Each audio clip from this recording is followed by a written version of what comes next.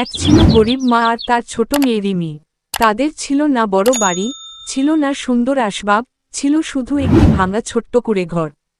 বৃষ্টির দিনে ছাদের ফাঁক দিয়ে পানি পড়ত, শীতের রাতে ঠান্ডা হাওয়া ঢুকত ভিতরে।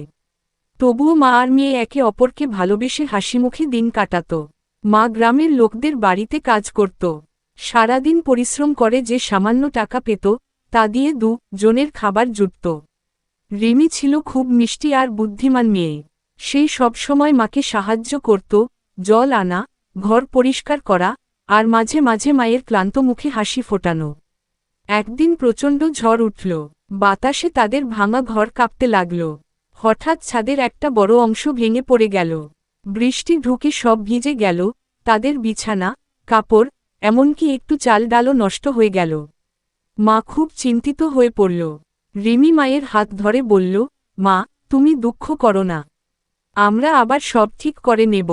পরের দিন সকালে রিমি নিজেই বেরিয়ে গেল গ্রামের মানুষের কাছে সাহায্য চাইতে।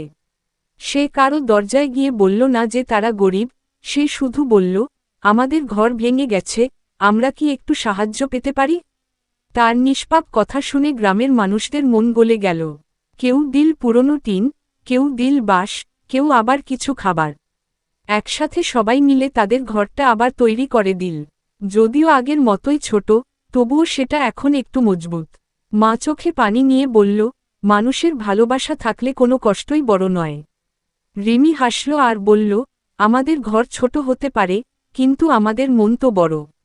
সেই দিন থেকে মা আর মেয়ে আরও সাহসী হয়ে উঠল। তারা বুঝল, দুঃখ আসবে, কিন্তু ভালোবাসা আর আশা থাকলে সবকিছুই নতুন করে গড়ে তোলা যায়। এইভাবেই তাদের ছোট্ট ভাঙা ঘর ভরে উঠল সুখ আর ভালোবাসার আলোতে।